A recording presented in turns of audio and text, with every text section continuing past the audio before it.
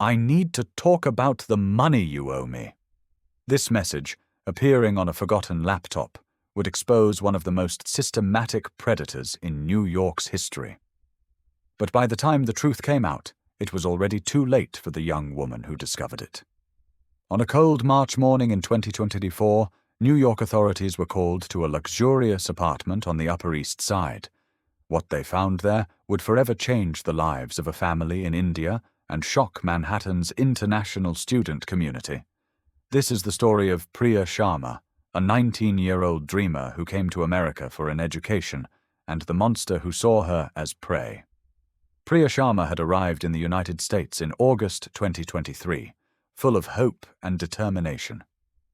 The daughter of a public school teacher and a nurse in Mumbai, she had won a partial scholarship to study computer science at the prestigious Columbia University.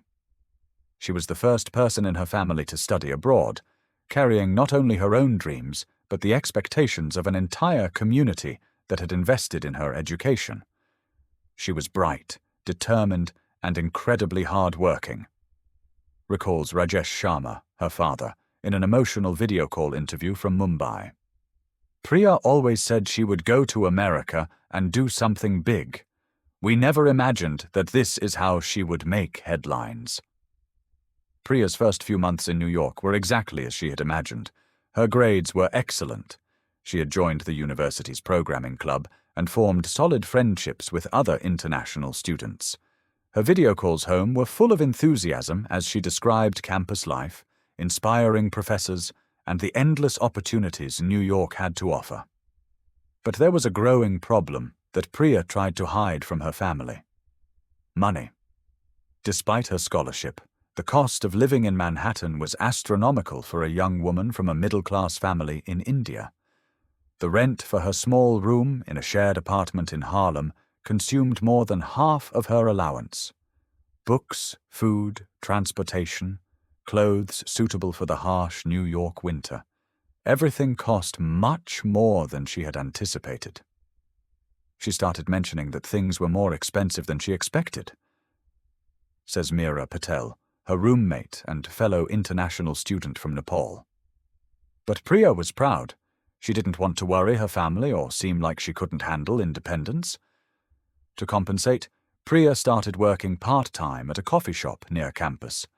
But even with the extra work, she could barely cover her basic expenses. As she watched classmates from wealthier families enjoy expensive dinners, designer shopping, and weekend trips, Priya felt increasingly isolated and pressured. It was in this state of financial and emotional vulnerability that she met Marcus Wellington, the encounter that would change everything. The first contact happened in a seemingly innocent way in October 2023. Priya was studying in the university library when her old, slow laptop finally stopped working during a crucial programming session for an important project. Frustrated and on the verge of tears, she couldn't afford repairs, let alone a new computer. She was approached by a well-dressed man who had observed her situation. "Sorry to bother you, but I noticed you're having trouble with your laptop," he said, introducing himself as Marcus Wellington, a 45-year-old tech entrepreneur. Elegant in his tailored suit and exuding confidence, Marcus offered immediate help.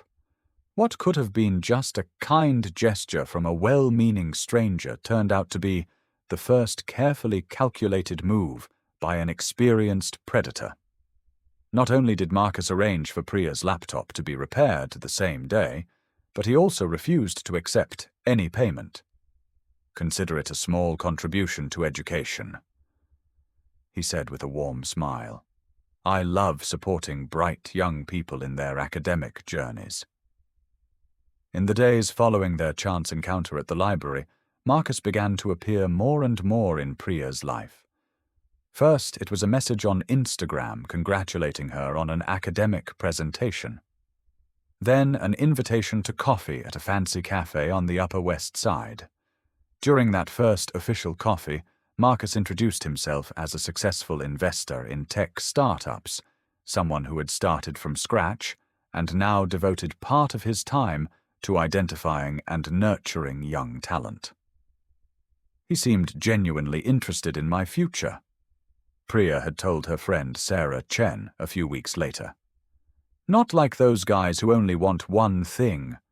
Marcus talked about internship opportunities, industry connections, how I could stand out in such a competitive field. Marcus was meticulous in his approach. He never made obvious romantic advances initially.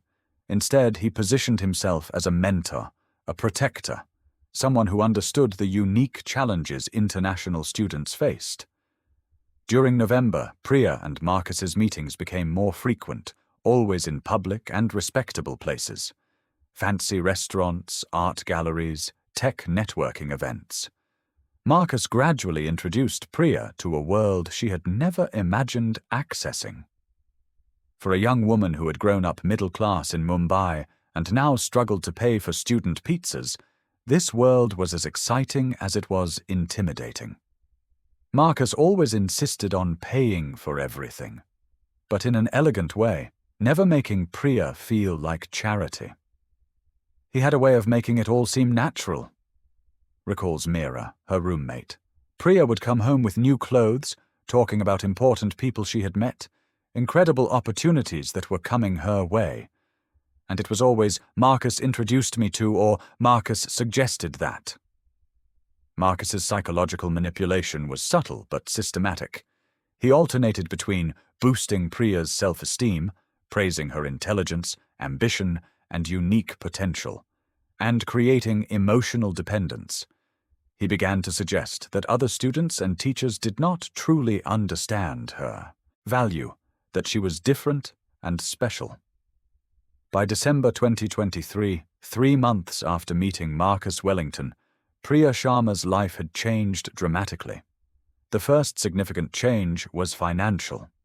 Marcus had started offering increasingly extravagant gifts, always wrapped in seemingly innocent justifications. A new iPhone because a tech student needs the best tools. An expensive winter coat because I can't let such a talented young woman freeze in New York. Money for books as an investment in her bright future. Each gift came with a rational explanation and a paternal smile from Marcus. He had an impressive ability to make Priya feel special for deserving his generosity, while simultaneously creating an emotional debt that she unconsciously felt. The turning point came in January 2024, when Marcus made an offer that would completely change the dynamics of their relationship. During dinner at a fancy Italian restaurant in Soho, he casually mentioned that he had an extra apartment on the Upper East Side that was just gathering dust. "Listen, Priya, I've been watching how you've been struggling with the living conditions in Harlem," he said, his voice laden with genuine concern. "That apartment is available. It has 24-hour security. It's close to campus. Why don't you consider moving there? It would be much more convenient for your studies." When Priya protested that she couldn't afford the rent for an apartment on the Upper East Side, Marcus waved his hand dismissively. "Don't worry about that. Consider it part of the mentoring program. Young talent needs the right environment to flourish." The apartment was everything Priya had dreamed of. Spacious, modern, with a view of Central Park. Compared to the cramped little room she shared in Harlem, it was like a palace. With the move to the new apartment, Marcus subtly introduced rules and expectations that began to isolate Priya from her previous support systems. He suggested she spend less time wasting energy on people who don't understand her ambitions. "He never directly told her to stop seeing us," recalls Meera Patel. But suddenly Priya was always busy with some important event Marcus had organized. She always had a new excuse for not showing up to our usual get-togethers. Marcus also began introducing the idea of professional discretion. He explained that given his status in the business community, it was important that his mentoring program not be misinterpreted. Priya should keep their meetings and her new living situation private, especially from her family in India. "You don't want your parents to worry unnecessarily," he argued. "They may not understand how professional connections work here in the United States. It's better to spare them the confusion. In February 2024, Marcus finally revealed the true nature of what he was building. During an evening at his apartment, a Tribeca penthouse, he made his first direct request. "Priya, you are a beautiful and intelligent young woman," he said as they poured expensive wine after dinner. "And I am a man who appreciates beauty and intelligence. We have a special connection, don't we? Why don't we explore that more deeply?" When Priya hesitated, clearly uncomfortable, Marcus immediately changed tactics. He didn't press her physically, but emotionally. He talked about how he had invested in her, about the incredible opportunities that were yet to come. "I'm not talking about anything sordid," he reassured her, sensing her resistance. "I'm talking about a mature, mutually beneficial relationship. You continue to focus on your studies. I continue to provide support and guidance, just with a more personal dimension." After that conversation, the dynamic between Marcus and Priya changed irreversibly. Marcus began to be more explicit about his expectations in exchange for his support. He established regular times for them to meet, and gradually these evolved into expectations that she would spend entire nights at his apartment. She started mentioning that Marcus got upset when she wasn't available. Says Dr. Lisa Rodriguez, a counselor at the Columbia Mental Health Center that Priya had briefly sought out in March. She described feelings of guilt when she disappointed someone who had done so much for her. These are classic signs of psychological manipulation. As February turned into March, Marcus became more direct about the transactional aspect of their relationship. He began giving Priya regular allowances, initially $2,000 per week, then increasing to $3,500 in exchange for her company and discretion. "It's just recognition for your time," he explained. "Successful people value quality relationships, and you deserve to be valued." The money was tempting for a student who had struggled financially, but it came with invisible strings attached. Marcus laid down rules about how the money should be spent, insisting that she buy certain clothes, frequent certain beauty salons, and maintain certain standards of appearance that he approved of. By March 2024, Priya Sharma had become completely entangled in the web carefully constructed by Marcus Wellington. What she didn't know was that other young women had gone through the same process before her, and that Marcus had much more sinister plans. On March 15, 2024, just 1 week before her death, Priya Sharma made a discovery that would put her in mortal danger. It all started with a seemingly insignificant mistake. Marcus had forgotten his laptop at her apartment after one of his regular nighttime visits. Initially, Priya had no intention of violating his privacy. But when a pop-up notification appeared on the screen showing a message from a young Asian woman that said, "I need to talk about the money you owe me," her curiosity was piqued. What Priya discovered made her blood run cold. Marcus's laptop contained a meticulously organized folder titled Special Projects, which revealed the true extent of his predatory activities. The files revealed that Priya was not even remotely the first young international student Marcus had mentored. She found evidence of at least 7 other young women over the past 3 years, all international students between the ages of 18 and 22, all from middle-class families in developing countries, all initially approached under the guise of professional mentoring. There were photos, text conversations, detailed financial records, and even intimate videos that Marcus had collected without the young women's knowledge. Each relationship followed a pattern almost identical to what Priya had experienced. The casual encounter, the trust-building phase, the gradual isolation, the free apartment, and finally the transition to sexual expectations in exchange for financial support. It was like reading about my own life, but multiplied by 7. Priya later told Sarah Chen during a desperate phone call. Every conversation, every gift, every promise. He had used exactly the same tactics with all of us. Even more disturbing were the discoveries about what had happened to her predecessors. 2 young women had disappeared after trying to confront Marcus about the relationship. In text conversations with an unidentified associate, Marcus casually discussed methods for solving problems when his girls became problematic or uncooperative. There were veiled references to permanent solutions and necessary cleanups. One particularly shocking folder contained documents about Anastasia Volkov, a 20-year-old Russian student who had been found dead in her apartment 6 months earlier, in September 2023. Officially, her death had been classified as an accidental overdose, but Marcus's files contained photos of her unconscious and references to experimental dosages of unidentified substances. Priya also discovered that Marcus had installed hidden cameras in her apartment, cameras she never knew existed. He had recorded all her intimate moments, phone conversations with her family, and even her private reactions of distress. These videos were not just for his personal pleasure. Marcus used them as blackmail material. There was evidence that he threatened to send intimate videos to families, universities, and future employers if any of his victims tried to expose him or escape his influence. He had created a perfect system. Detective Michael Torres, who investigated the case, later explained.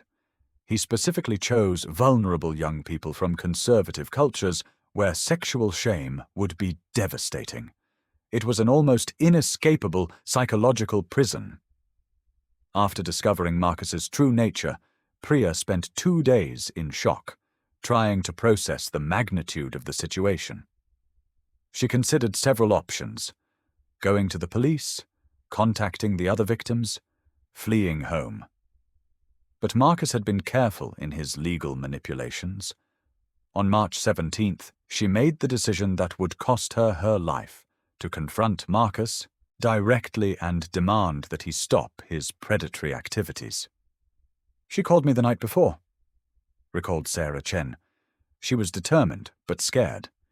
She said she had discovered terrible things about Marcus and was going to confront him. I tried to dissuade her, but she said she couldn't live knowing that other girls would go through the same thing she had. On the afternoon of March 18th, 2024, Priya met Marcus at his penthouse in Tribeca. She had carefully prepared her approach, documenting all the evidence she had found and sending copies to Sarah as a precaution. According to building security cameras, Priya arrived at Marcus's apartment at 3:30 p.m., appearing calm but determined. What happened over the next 3 hours was only later reconstructed through forensic evidence and audio recordings that Priya had secretly made on her phone. Marcus initially tried to deny the accusations, then downplay them as misunderstandings. When Priya threatened to go to the police and expose the entire scheme, including her evidence about Anastasia and the other victims, Marcus's behavior changed completely.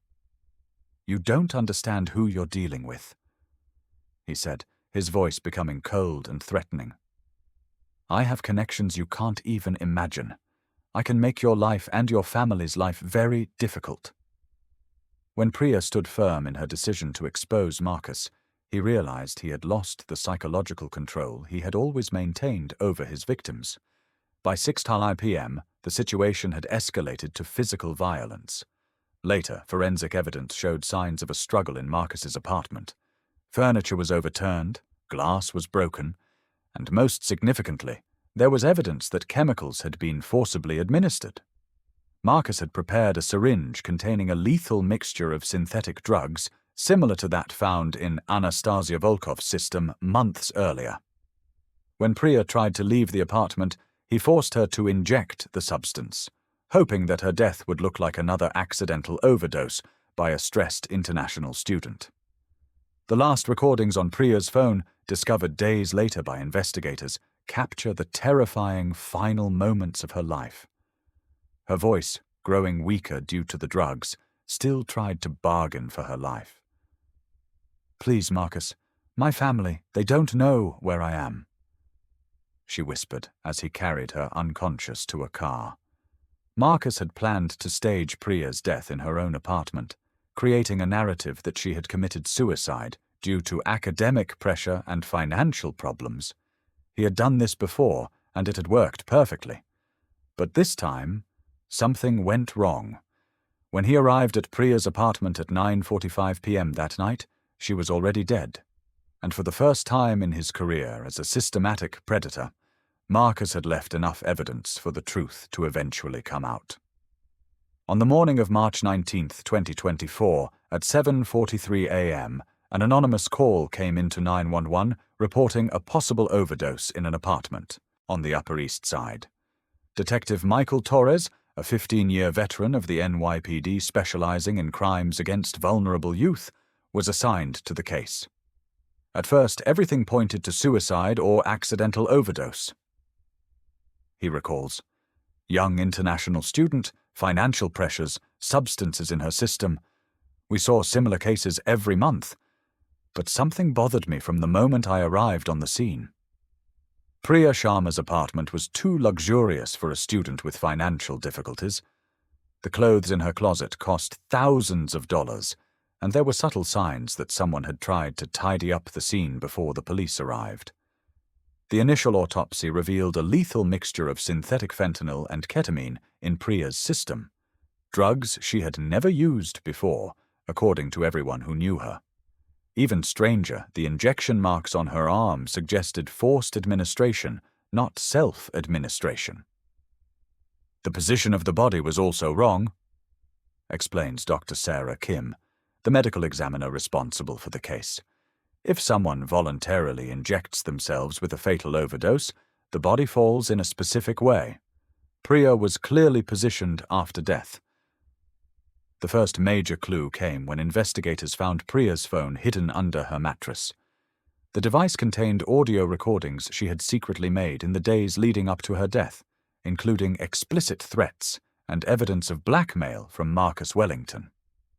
But when investigators tried to locate Marcus at the address Priya had provided, they discovered that no Marcus Wellington lived there. That's when we realized we were dealing with something much bigger, says Torres. Through analysis of security cameras and verification of financial records, police discovered that Marcus Wellington was actually David Chen Morrison, a 47-year-old man with a complex criminal past and multiple false identities. David had grown up in a dysfunctional family in Queens, suffering childhood sexual abuse by an uncle who was later discovered to be a serial predator himself.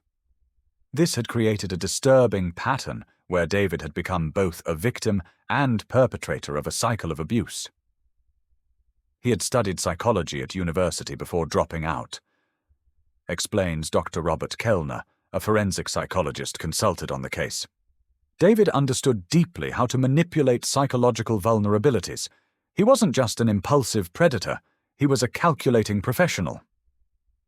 As the investigation deepened, detectives discovered that David operated an international sexual exploitation network disguised as a mentoring agency for international students.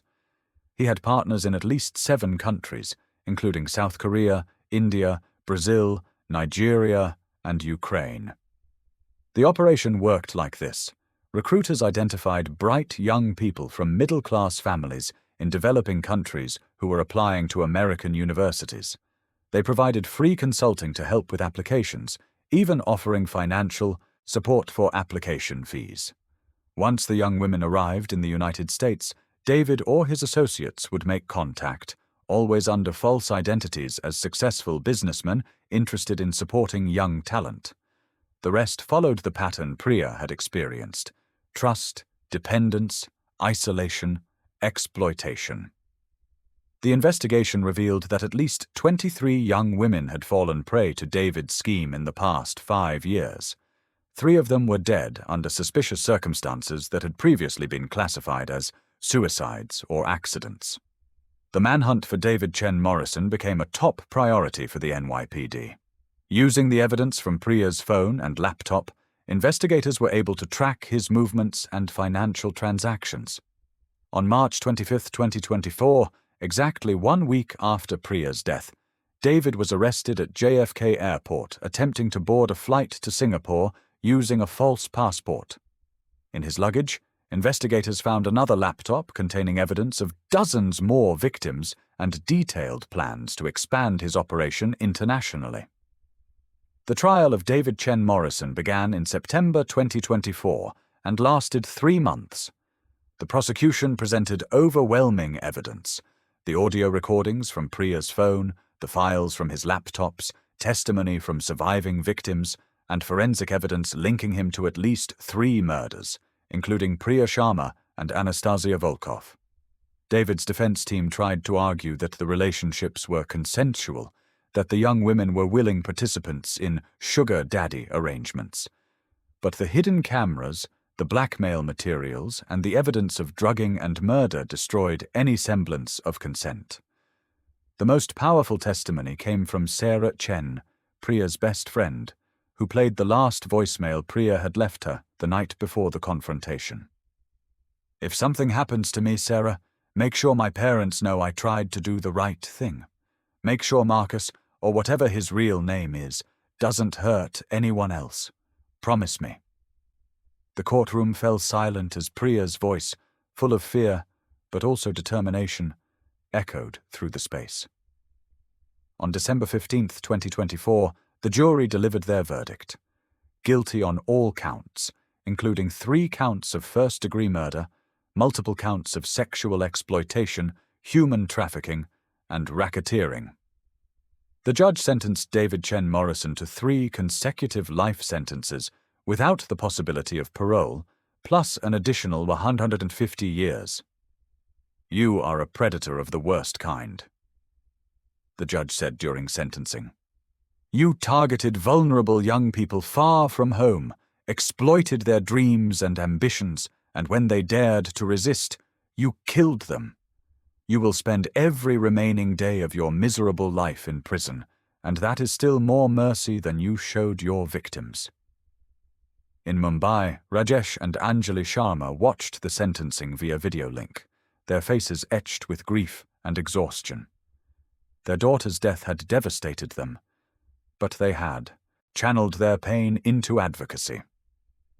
"Priya died trying to save other girls," Rajesh said in a statement after the trial. "We will honor her memory by making sure international students have better protections and resources. No parent should have to endure what we have endured." The Sharma family established the Priya Sharma Foundation, which provides free legal assistance, mental health support, and emergency housing for international students in vulnerable situations. The foundation also works with universities to implement better screening and protection systems. Columbia University overhauled its international student support systems, creating mandatory safety workshops, 24-hour multilingual crisis hotlines, and anonymous reporting systems for exploitation. Several other victims of David's network came forward after his arrest, and many received therapy and support through the foundation. Some testified at the trial, finding closure in seeing their abuser brought to justice. The case exposed a dark underbelly of international student exploitation that extended far beyond one predator. Federal investigations revealed similar schemes operating in at least 15 major university cities across the United States. New legislation, informally called Priya's Law, was introduced to strengthen protections for international students, including mandatory reporting systems, increased oversight of mentoring programs, and harsher penalties for those who exploit vulnerable students. Sarah Chen, who had been Priya's closest friend, became an advocate for international student rights. "Priya was braver than anyone I've ever known," she said in an interview. "She could have stayed silent, protected herself, and gone home. Instead, she confronted a monster because she didn't want anyone else to suffer.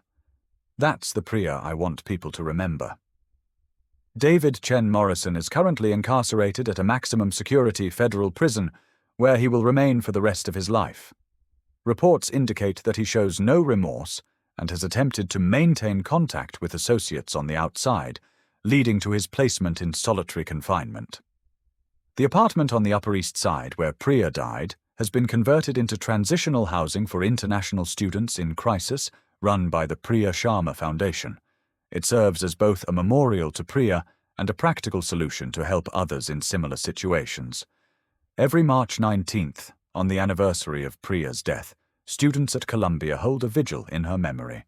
They light candles, share stories of international students who have faced exploitation, and recommit themselves to creating safer communities.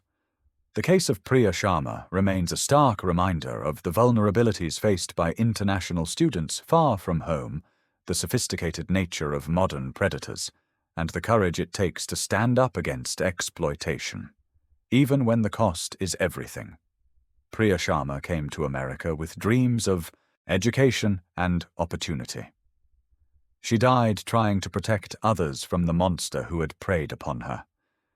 In her death, she exposed a network of evil that had operated in shadows for years, and her legacy continues to protect countless other young people who dare to dream of a better future.